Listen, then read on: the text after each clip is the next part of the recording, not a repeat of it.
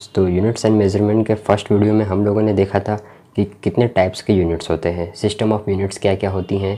3 तरीके की जो यूनिट्स होती हैं, एसआई सिस्टम, सीजीएस सिस्टम और एफपीएस सिस्टम्स। उसके बाद हम लोगों ने डायमेंशनल एनालिसिस के बारे में पढ़ा था कि किस तरीके से हम लोग रिप्रेजेंटेशन करते हैं उन फिज़िकल क्वांटिटीज़ का जो कि हमारे नेचर में पहले से ही एग्जिस्ट करती हैं और उनको किस तरीके से रिप्रेजेंट करते हैं। फिर उसके बाद हम लोगों ने देखा था डायमेंशन ऑफ फंडामेंटल और बेसिक क्वांटिटीज़। कुछ हमारे पास जो नेचर में पहले से क्वांटिटी मौजूद हैं उनको किस तरीके से हम लोग 2D रिप्रेजेंटेशन यानी कि पेपर पे हम लोग किस तरीके से लिखेंगे वो हम लोगों ने देखा था। और कुछ हम लोगों ने मास, लेंथ, टाइम, करंट के बारे में पिछले वीडियो में देखा भी था। अब हम लोग बात करते हैं उसके आगे जो क्वांटिटीज़ बची हैं उनके बारे में। तो आगे आता है टेम्परेचर। टेम्परेचर की जो आपकी रिप्रेजेंटेशन होती है बेसिक क्वांटिटीज़ में वो होती है केल्विन, यानी के कैपिटल के से रिप्रेजेंट करते हैं और केल्विन ये टेम्परेचर की एसआई यूनिट होती है। इसी तरह अगर इसकी टेम्परेचर की सीजीएस या फिर अनदर यूनिट की बात करी जाए तो वो सेंटीग्रेड और फ़ारेनहाइट ये सब आपकी सीजीएस यूनिट में ही आती है। तो टेम्परेचर की जो एसआई यूनिट होती है वो केल्विन होती है और हम लोग जब कैलकुलेशन करेंगे तो टेम्परेचर की जो यूनिट रखेंगे वो हम लोग केल्विन में ही रखेंगे। अगर सेंटीग्रेड में दिया रहेगा तो उसको कन्वर्ट करेंगे और देखेंगे किस तरीके से वो कन्वर्ट होता है, उसको केल्विन में ही कैलकुलेट करेंगे हर एक चीज़। इसी तरीके से टेम्परेचर की यूनिट केल्विन भी होती है और थीटा को भी टेम्परेचर से ही रिप्रेजेंट करते हैं। और थीटा ये एक ग्रीक सिंबल है, एक ग्रीक लेटर है जिसे हम थीटा से लिखते हैं। इसके बाद आता है ल्यूमिनस इंटेंसिटी, जिसको कि हम लोग रिप्रेजेंट करते हैं कैंडेला से, यानी स्मॉल सी और स्मॉल डी साथ में लिखते हैं हम लोग CD। इसको भी हम लोग इस तरीके से ब्रैकेट में करके लिखेंगे। ल्यूमिनस इंटेंसिटी की इंटेंसिटी यानी कि किसी कोई भी चीज़ है, अगर लाइट भी पड़ रही है तो उसकी क्या इंटेंसिटी है, मतलब किस ऊर्जा से वो जल रहा है, कम पावर से या फिर धीमा पावर से, इसकी जो मेज़रमेंट होती है वो हम लोग कैंडेला में करते हैं। तो ये इंटेंसिटी की यूनिट हो गई। इसी तरीके से अमाउंट ऑफ सब्सटेंस जो होता है उसको हम लोग मोल से डिफ़ाइन करते हैं। तो ये केमिस्ट्री वाले में ज़्यादा यूज़ होता है इसका, और फिज़िक्स में भी जहाँ जहाँ यूज़ होगा वहाँ वहाँ हम लोग इसको देखेंगे। तो अमाउंट ऑफ सब्सटेंस यानी कि इसका भी यूनिट जो होती हैं वो होती हैं MOL। ये तीनों स्मॉल लेटर में लिखते हैं और इसको भी ब्रैकेट में इस तरीके से इसके डायमेंशन को रिप्रेजेंट किया जाता है। अब हम लोग आगे बात करेंगे डायमेंशन ऑफ डेराइव्ड क्वांटिटीज़। देखिए, डायमेंशन ऑफ डेराइव्ड क्वांटिटीज़ वो क्वांटिटीज़ होती हैं जिनके मदद से हम लोग नए नए चीज़ों के बारे में जानते हैं। अब ये कैसे जानेंगे ये हम लोग देखेंगे। सबसे पहले जो फंडामेंटल क्वांटिटीज़ होती हैं वो क्या करती हैं कि उनको फंडामेंटल क्वांटिटीज़ की मदद से जो हम लोग क्वांटिटीज़ नया जनरेट करते हैं आपस में मिक्सअप करके, जैसा कि मैंने पिछली वीडियो में बताया था कि किस तरीके से हमारे एटमॉस्फेयर में कई प्रकार के गैसेस, अलग अलग डिफरेंट गैसेस मौजूद हैं। नाइट्रोजन, ऑक्सीजन, हाइड्रोजन, हीलियम, ये सारे गैसेस मौजूद है। तो ये सब आपस में मिक्स करके हम लोग एक नया क्वांटिटीज़ बना सकते हैं। तो इसी तरीके से एक फंडामेंटल क्वांटिटीज़ जो डिफरेंट हमारे पास हैं उनकी मदद से हम लोग आपस में इन सबको मिक्स करके, यानी कि मिक्स कैसे करेंगे, ऐड करके, प्लस करके, माइनस करके, सब्ट्रैक्ट करके, जो मैथमेटिकल टूल हमारे पास अवेलेबल है उसकी मदद से डिवाइड करके, मल्टीप्लाई करके आपस में एक दूसरे को एक नया क्वांटिटी जनरेट करेंगे और वो क्वांटिटी आएगी डेराइव्ड क्वांटिटी में। तो इसी तरीके से हम लोग डेराइव्ड क्वांटिटी के बारे में जानेंगे और हम लोग देखते हैं कि कुछ डेराइव्ड क्वांटिटीज़ कैसे होती हैं। तो इसमें सबसे पहले देखिए आता है एरिया। एरिया की जो डायमेंशन होती है वो होती है L²। ये किस तरीके से आया, जैसे कि हम लोग पिछले में वीडियो में देखे थे कि एरिया ऑफ स्क्वायर अगर हम लोग लिखते हैं तो वो लेंथ इनटू लेंथ होता है और या फिर साइड इनटू साइड होता है। तो इस तरीके से अगर हम L² के फॉर्म में लेंथ इनटू लेंथ को लिख सकते हैं तो उसी को सिंपली हम लोग इस तरीके से रिप्रेजेंट करके बॉक्स टाइप के, एक ब्रैकेट टाइप के रिप्रेजेंट में अगर दिखा देते हैं तो वो एरिया का आपका डायमेंशनल रिप्रेजेंटेशन हो जाता है। इसी तरह वॉल्यूम का साइड इनटू साइड यानी L इंटू L जो साइड का लेंथ होगा वो L³ हो जाएगा। इसी तरीके से डेंसिटी होती है। डेंसिटी का दोस्तों फार्मूला होता है मास अपॉन वॉल्यूम, और हम लोग जानते हैं कि वॉल्यूम का होता है L³ डायमेंशन और मास का होता है कैपिटल M। तो इस तरीके से अगर हम यहाँ देखें तो डायमेंशन जो होती है डेंसिटी की वो आ जाएगी m/l³। लेकिन हम लोग हमेशा ये ध्यान रखिएगा कि हम लोग जब भी डायमेंशन को लिखेंगे किसी भी फंडामेंटल क्वांटिटीज़ की या फिर डेराइव्ड क्वांटिटी की, तो जो भी डायमेंशन हम लोग लिखेंगे वो हम लोग सारी डायमेंशंस एक साथ न्यूमरेटर में ही लिखेंगे। डिनोमिनेटर में कोई चीज़ रहेगा तो उसको हम लोग न्यूमरेटर में पहुंचा के उस तरीके से रिप्रेजेंट करेंगे। तो यहाँ पे l³ डिनोमिनेटर में है और जब ये पावर l³ है और ये जब न्यूमरेटर में जाएगा तो ऊपर -3 हो जाएगा, तो ये हो जाएगा ml⁻³ यानी कि ml-3। ये होता है डेंसिटी का डायमेंशन। इसी तरीके से देखिए ये डेराइव्ड करके आया हुआ है। मास और वॉल्यूम आपस में, देखिए मास एक अलग क्वांटिटी है और वॉल्यूम एक अलग क्वांटिटी है। दोनों को आपस में मैथमेटिकल टूल के जरिए डिवाइड किया गया है और एक नया क्वांटिटी बनाया गया है डेंसिटी। इसकी डायमेंशन रिप्रेजेंटेशन ml-3 यानी कि ml-3 इस तरीके से हम लोग बोलते हैं। स्पीड का LT-1 यानी कि डिस्टेंस अपॉन टाइम।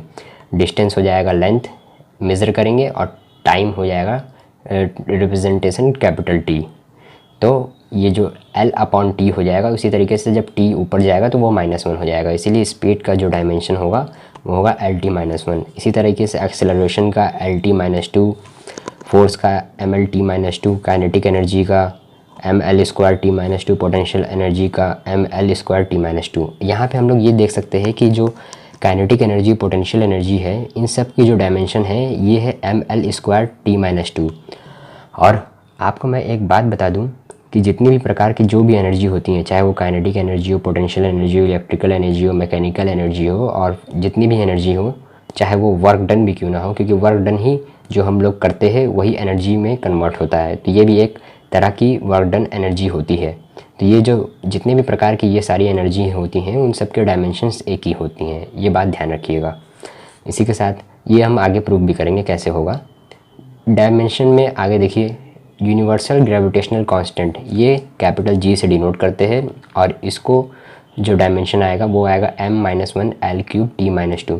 देखिए यहाँ पे जितनी भी डायमेंशन दी गई है, चाहे वो Planck's constant, angle, refractive index, power, work done, charge, potential difference, यहाँ पे जितनी भी डायमेंशंस दी गई हैं कभी भी इनको याद करने की कोशिश मत करिएगा, क्योंकि इनको याद करने का कोई मतलब नहीं है। आपके दिमाग में अगर कॉन्सेप्ट क्लियर रहेगा, आपको इन सब के बारे में पता रहेगा और इन सब के कैसे फॉर्मूले हैं ये आपके दिमाग में अगर बैठे रहेंगे, जो कि हम लोग आगे देखेंगे, धीरे धीरे सीखेंगे और समझेंगे कि किस तरीके से आएगा, तो आप वो ऑटोमेटिकली आपके दिमाग में वो आ जाएगा कि इसका डायमेंशन क्या होगा। तो याद करने की कोशिश मत करिएगा। और इसी तरीके से देखिए एंगल का जो डायमेंशन होता है वो होता है 0, यानी कि मास के पावर 0, L के पावर 0, T के पावर 0। ये ऐसा इसलिए है क्योंकि एंगल का कोई डायमेंशन होता नहीं है, रिफ्रैक्टिव इंडेक्स भी कोई डायमेंशन नहीं होता है। ऐसी क्वांटिटीज़ जिनके पास जिनकी कोई वैल्यू आती है, मैथमेटिकल वैल्यू आती है, जैसे कि अगर हम 2 + 4 करते हैं तो आता है 6, और ये एक मैथमेटिकल वैल्यू है। तो 6 मैथमेटिकल वैल्यू है, इसके साथ 6 ग्राम नहीं लगा हुआ है, 6 मीटर पर सेकंड नहीं लगा हुआ है, या फिर 6 मीटर क्यूब नहीं लगा हुआ है, इस तरीके का कोई इसके साथ यूनिट जुड़ा नहीं हुआ है। तो उन फिज़िकल क्वांटिटीज़ या फिर उन फंडामेंटल क्वांटिटीज़ जिनके साथ कोई यूनिट जुड़ा नहीं होता है तो वो उनकी डायमेंशंस होती हैं 0। आगे हम लोग देखेंगे जैसे किसी कांस्टेंट की कोई पर्टिकुलर वैल्यू होती है, उसी तरीके से जो मैथमेटिकल वैल्यू सिर्फ रहेगी बिना यूनिट के साथ, उनकी जितनी भी डायमेंशंस रहेगी वो 0 रहेगी। इसलिए हम लोग यहाँ पे पावर 0 लगा देते हैं। और किसी की भी पावर अगर 0 है, किसी भी नंबर या फिर किसी भी लेटर की पावर अगर 0 है तो उसका जो वैल्यू होता है वो होता है 1। अगर हम कहें 999.999 ब्रैकेट में इसके पावर अगर हम 0 लगा दें तो इसकी भी वैल्यू आएगी 1। सिंपली ये किसी भी नंबर की पावर अगर 0 है तो वो 1 होती है। इसी तरह आगे जो भी कॉन्सेप्ट आएंगे मैं आपको क्लियर करता जाऊंगा। अब इसमें देखते हैं आगे क्या टॉपिक है, category of physical quantities. Physical quantities की कुछ कैटेगरीज़, तो चलिए देखते हैं। सबसे पहले देखिए dimensional constants. These are the quantities which have dimensions and are constant. देखिए ये वो क्वांटिटीज़ होती हैं जो कि कांस्टेंट होती हैं। यानी कि अगर हम बात करें जी की, जैसे स्मॉल जी की ग्रेविटेशनल वैल्यू, जो हमारे अर्थ पे ग्रेविटेशनल वैल्यू होती है उसकी कुछ वैल्यू होगी। और वो अर्थ, जैसे अगर हम अर्थ पे खड़े हैं, अर्थ के सरफेस पे खड़े हैं, तो कौन सी चीज़ है जो हमें अर्थ पे अपने पैर पे ज़मीन पे टिकाई हुई है, तो वो है ग्रेविटी। और ग्रेविटी की जो वैल्यू होती है उसकी एक मैथमेटिकल वैल्यू होती है, और उस मैथमेटिकल वैल्यू के साथ अलग से जुड़ा रहता है मास, मीटर पर सेकंड स्क्वायर। तो मीटर पर सेकंड स्क्वायर यानी कि ग्रेविटी एक्सेलरेशन होती है, और एक्सेलरेशन वो ताकत होती है जिससे जिस ताकत से हमें अर्थ अपने ओर खींची रहती है। तो ये होती है ग्रेविटी, और इसकी एक यूनिट भी होती है मीटर पर सेकंड स्क्वायर, जो कि एक्सेलरेशन की भी होती है, आगे हम लोग देखेंगे। तो इन सब तरीके की जो, जैसे ये कैपिटल जी है यानी कि यूनिवर्सल ग्रेविटेशनल कांस्टेंट, और एच जिसको कि प्लैंक्स कांस्टेंट भी लिखते हैं, डिनोट करते हैं। और इसी तरीके से बहुत सी क्वांटिटीज़ हैं जिनकी वैल्यू है लेकिन उनके साथ एक यूनिट जुड़ी हुई है। तो वो कांस्टेंट है लेकिन उनके साथ यूनिट जुड़ी हुई है, फिक्स वैल्यू है उन सब की वैल्यू चेंज नहीं हो सकती है, उन सब की वैल्यू फिक्स है। जी की भी वैल्यू फिक्स है, स्मॉल जी की भी वैल्यू फिक्स है, और स्मॉल एच की भी वैल्यू फिक्स है। ये सब वैल्यू फिक्स है। तो इन सब की एक वैल्यू फिक्स है, लेकिन इन सब के डायमेंशंस एग्जिस्ट करेगी। तो इसलिए इन सब को हम लोग बोलेंगे डायमेंशनल कांस्टेंट। ये डायमेंशन इनकी एग्जिस्ट करेगी, सिंपली इनके साथ यूनिट जुड़ी हुई है इसलिए। सेकंड है dimensional variable. These are the quantities which are not constant and have dimensions। अब जैसे कि देखिए फोर्स, वेलोसिटी, एनर्जी डिफरेंट हो सकती हैं किसी अलग अलग चीज़ की। जैसे अगर हम बात करें वेलोसिटी की, तो अगर बाइक एक अलग स्पीड से जा रही है, कार एक अलग स्पीड से जा रही है, तो उन सब की वेलोसिटी अलग अलग हो सकती हैं। ये वेरिएबल होता है। और जब कोई चीज़ अलग अलग बदलता है तो उसको हम लोग कहते हैं वेरीज कर रहा है, यानी कि उसमें वेरिएशन आ रहा है, बदलाव आ रहा है, उसी को हम लोग वेरिएबल्स कहते हैं। अब जो चीज़ वेरिएशन, जिस चीज़ में वेरिएशन आता है तो उन चीज़ों को हम लोग वेरिएबल्स में लेते हैं।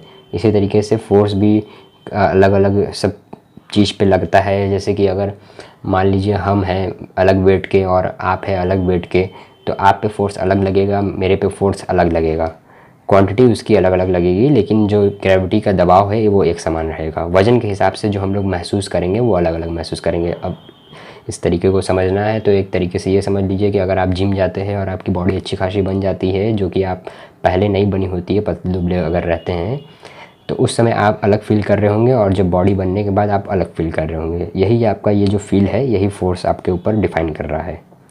तो इन सब की भी डायमेंशंस होती हैं। अब जैसा कि हम पहले भी जान चुके हैं कि फोर्स की डायमेंशन ml/t-2 है, ये कैसे आएगा आगे देखेंगे। इसी के साथ अगला जो टॉपिक है वो है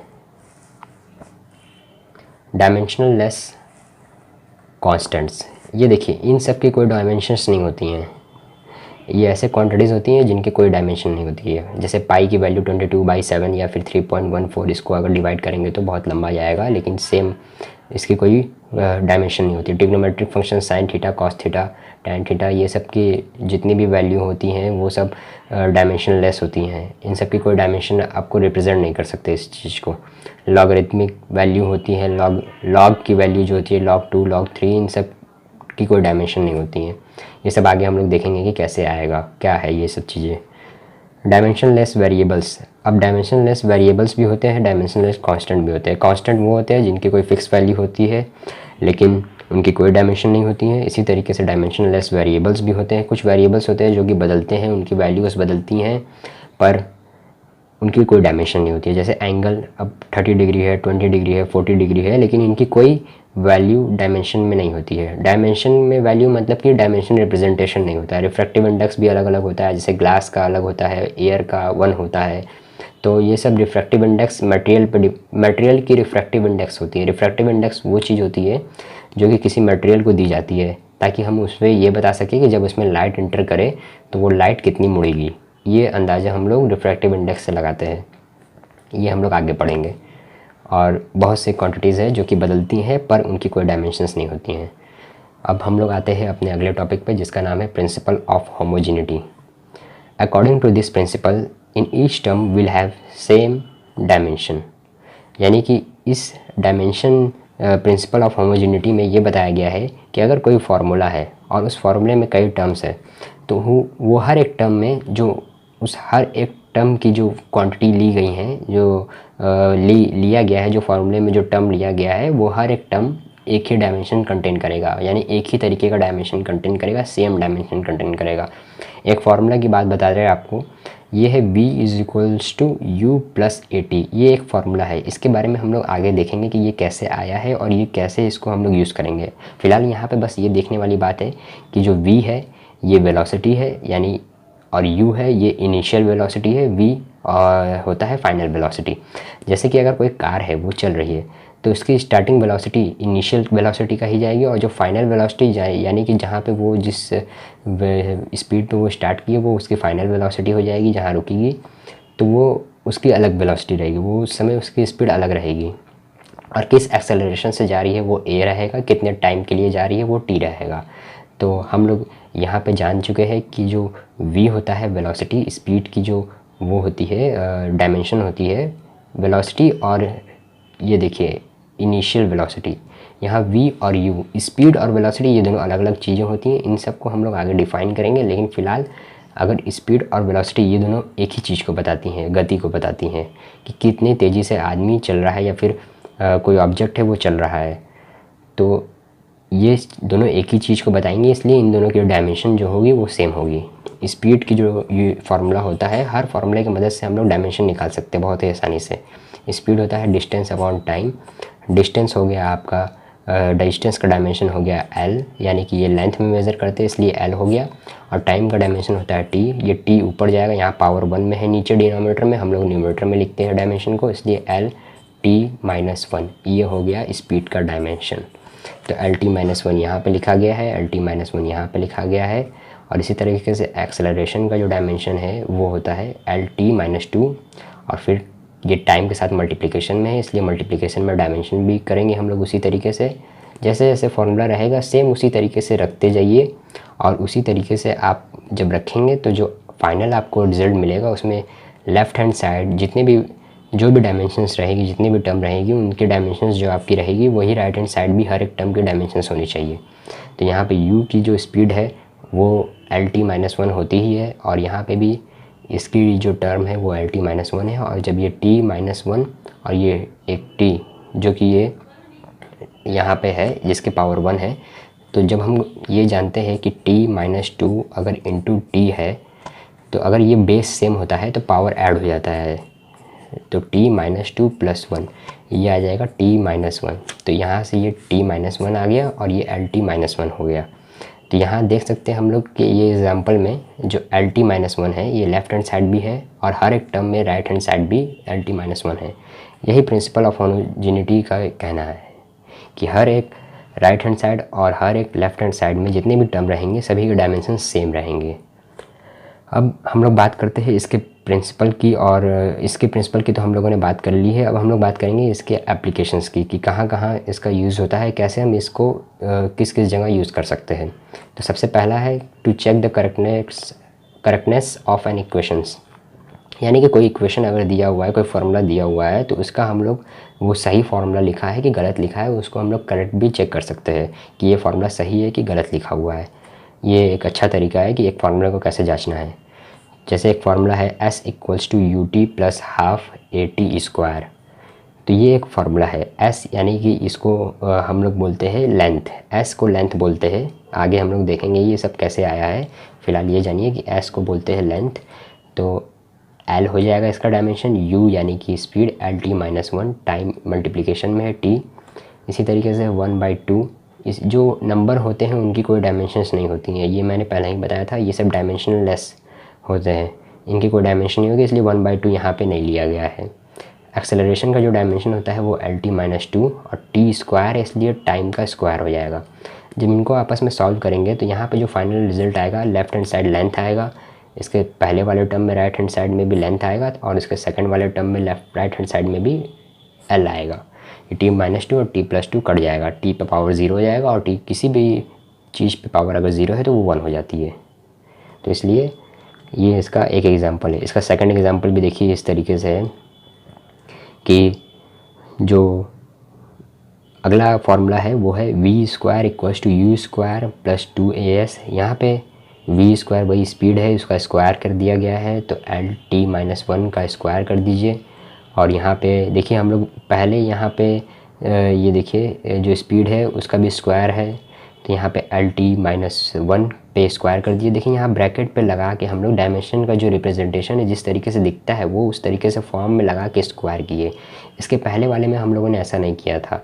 यहाँ पे हम लोग चाहे तो इस तरीके से ब्रैकेट लगा सकते हैं, लेकिन कोई मतलब नहीं है। अगर आप लगाते हैं नहीं लगाते हैं तो कोई मतलब नहीं है, ये आपके ऊपर है। अगर आप भूल जाते हैं नहीं लगाते हैं तो भी कोई दिक्कत नहीं है, क्योंकि फाइनल रिज़ल्ट जो आएगा वो आपका मेन रिज़ल्ट कहलाएगा।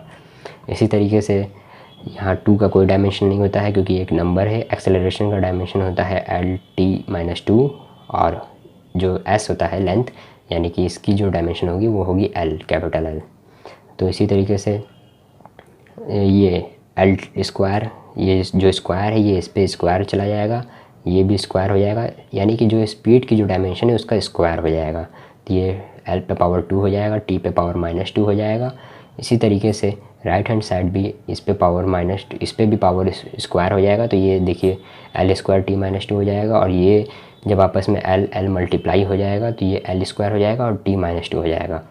दोस्तों मैं यहाँ पे ये बताना चाहता हूँ कि एस को हम लोग लेंथ बोल रहे हैं, ये इसलिए बोल रहे हैं क्योंकि इसको हम लोग डिस्टेंस के तरीके से लेते हैं फार्मूले में। डिस्टेंस और डिस्प्लेसमेंट ये दोनों अलग अलग चीज़ें हैं, लेकिन इन दोनों की जो यूनिट होती है वो होती है लेंथ में ही हम लोग मेज़र करते हैं।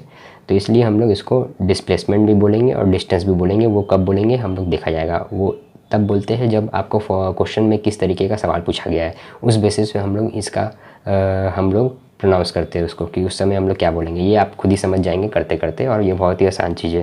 तो ये डिस्टेंस की जो यूनिट होती है वो लेंथ होती है, तो ये इसीलिए यहाँ पे एस के जगह डिस्टेंस एल लिया गया है। अब हम लोग आगे देखते हैं फ्रेंड्स। इसके आगे अब हम लोग देखेंगे कि जो डायमेंशन जो होती हैं फिज़िकल क्वांटिटीज़ की, यानी कि जो भी क्वांटिटीज़ हमारे पास होती हैं फिज़िकल क्वांटिटीज़, जैसे कि स्पीड होती है और एक्सेलरेशन होता है, फोर्स होता है, एनर्जी होती है, कोई भी एनर्जी हो सकती है, पावर होती है, चार्ज होती हैं, इन सब की जो एक्चुअल फार्मूला होता है, ये फार्मूला डायमेंशन के ज़रिए कैसे आता है। अब जैसे इसमें बात की जाए स्पीड की, तो स्पीड में जो होती है उसकी फार्मूला वो होती है डिस्टेंस अपॉन टाइम। डिस्टेंस होता है न्यूमरेटर में और टाइम होता है डिनोमिनेटर में। तो ये टाइम डिनोमिनेटर में ही होगा। ये किस तरीके से आएगा ये हम लोग डायमेंशन में चेक करेंगे कि आपस में जो स्पीड, डिस्टेंस और टाइम, ये सब जो अलग अलग फिज़िकल क्वांटिटीज़ है इनके बीच में रिलेशन किस तरीके से बैठेगा। और ये जो रिलेशन बैठेगा वो, जैसे अगर स्पीड हम बात करें यहाँ पे, तो स्पीड डिस्टेंस अपॉन टाइम, यानी कि ये स्पीड डिस्टेंस पे भी डिपेंड कर रहा है और टाइम पे भी डिपेंड कर रहा है। तो ये डिपेंड कर रहा है स्पीड डायरेक्टली। अगर आपके कोई फार्मूला दिया गया है और उसमें अगर ये स्पीड यहाँ लिखा हुआ है न्यूमरेटर में और उसी के सामने जस्ट लिखा हुआ है डिस्टेंस और वो लिखा हुआ है न्यूमरेटर में वो भी, तो वो डायरेक्टली डिपेंड करेगा। और अगर यही कोई चीज़ का फार्मूला लिखा हुआ है और उसके अगर डिनोमिनेटर में कुछ लिखा हुआ है तो वो इन्वर्सली डिपेंड करेगा। अगर डिनोमिनेटर में किसी भी फार्मूले की किसी भी फार्मूले की बात की जाए तो उसके फार्मूले में अगर कोई चीज़ डिनोमिनेटर में आता है तो वो चीज़ इन्वर्सली प्रोपोर्शनल होता है। इन्वर्सली प्रोपोर्शनल, प्रोपोर्शनल का मतलब कि प्रोपोर्शनल, इन्वर्सली प्रोपोर्शनल होता है। और जो कोई भी चीज़ अगर न्यूमरेटर में आता है किसी भी फार्मूले के तो वो डायरेक्टली प्रोपोर्शनल होता है, डायरेक्टली प्रोपोर्शनल। देखिए ये ऐसा इस वजह से होता है। इन्वर्सली का मतलब होता है कि जस्ट उसके डिनोमिनेटर की बात करी जा रही है, डिनोमिनेटर में कोई चीज़ डिपेंड कर रहा है। और डायरेक्टली का मतलब कि सामने सामने, इन्वर्सली का मतलब कि नीचे, अपोजिट। तो ये इन्वर्स हो जाएगा, यानी उल्टा, नीचे। तो ये इन्वर्सली डिपेंड कर रहा है। इन्वर्सली प्रोपोर्शनल का मतलब कि वो उसके प्रोपोर्शन में है। अब देखिए कैसे, जैसे कि अगर हम ये बोलते हैं कि 2:3 है, तो रेशियो एंड प्रोपोर्शन में हम लोग जानते हैं कि रेशियो अगर हम 2:3 लिखते हैं तो ये 2/3 के प्रोपोर्शन में रहता है, इस तरीके से। तो ये न्यूमरेटर में रहता है, ये डिनोमिनेटर में। वही प्रोपोर्शन यानी कि उस पर डिपेंड करना, प्रोपोर्शनल मतलब कि उस पर डिपेंड कर रहा है एक तरीके से। और इस प्रोपोर्शन में डिपेंड कर रहा है कि वो डायरेक्टली प्रोपोर्शन में डिपेंड कर रहा है और इन्वर्सली प्रोपोर्शनल में डिपेंड कर रहा है। तो यहाँ पे अगर स्पीड की बात की जाए तो स्पीड का जो फार्मूला है उसमें स्पीड डायरेक्टली डिपेंड करता है डिस्टेंस पे और इन्वर्सली प्रोपोर्शनल यानी इन्वर्सली डिपेंड करता है टाइम पे। तो ये जो बेसिकली हम आगे ये देखेंगे कि ये जो फार्मूला है, ये फार्मूला अगर हमें कोई बता दे कि हमें पता नहीं है कि स्पीड के क्या फार्मूला है, और हमें कोई बता दे कि स्पीड डिपेंड कर रहा है डिस्टेंस पे और टाइम पे, तो उसको किस तरीके से हम लोग डायमेंशन की मदद से उसको प्रूफ करेंगे कि वाकई में ये जो डिस्टेंस है वो डिपेंड कर रहा है न्यूमरेटर में और जो टाइम डिपेंड कर रहा है वो डिनोमिनेटर में। ये हम लोग देखेंगे कि आपस में इनके बीच में किस तरीके से रिलेशन एग्जिस्ट कर रहा है। जो स्पीड का फॉर्मूला है, ये रिलेशन जो आया है speed equals to distance upon time, ये कैसे आया है डायमेंशन के ज़रिए, आपस में इनका क्या रिलेशन है। तो अगले वीडियो में हम लोग इसके बारे में देखेंगे और ये बहुत ही आसान चीज़ है। Thank you.